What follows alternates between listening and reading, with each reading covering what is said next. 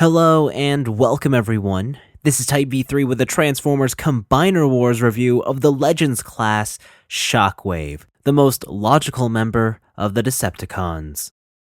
Cold and calculating has always been Shockwave's MO, but at 3.5 inches tall, this Legends class iteration just makes him look so adorable. I love the design behind this figure. It's clearly an updated take on the original Generation 1 character, with the dark purple and clear pink plastics being a direct reference to the G1 toy.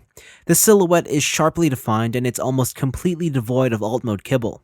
Like most modern Transformers, Shockwave is lacking on paint apps, yet between what's present, their careful placement, and the diverse amount of surface texturing, you never get the sense that this toy is missing details. The only realistic complaint I could throw at this release is the hollow lower legs. Mind you, this kind of thing is sort of expected at this size class, and I'm not going to pretend like it's that big of an issue. Overall, this robot mode is stunning for what it is. Articulation starts with a very nice ball-jointed head. Unfortunately, there's no movement in the waist. Arms are connected by hinged ball sockets, and there's ball socket elbows too. Hips are on a hinge-down ball socket, though these joints have a somewhat weak tolerance. There's a thigh cut, a good knee bend, and half an ankle pivot. Articulation is very good. A waist swivel would have made it perfect. Transformation is a delight on CW Shockwave. Nothing game-breaking occurs, yet you do get the sense that a proper transformation is happening. You're not simply lying the robot on its face, making minor adjustments and calling it a day, like we see with many modern TF releases. It's smart, efficient, and logical, a transformation well suited for Shockwave. Unsurprisingly, Space Gun form is heavily G1 inspired, and it looks great. A lot of the visual characteristics from the robot mode carry over nicely into this alt mode. You also can't definitively spot the robot form here, and I appreciate that aspect. I do, however, wish that the sight and reticle were given a lick of paint. The gray plastic panel just comes off as being unfinished.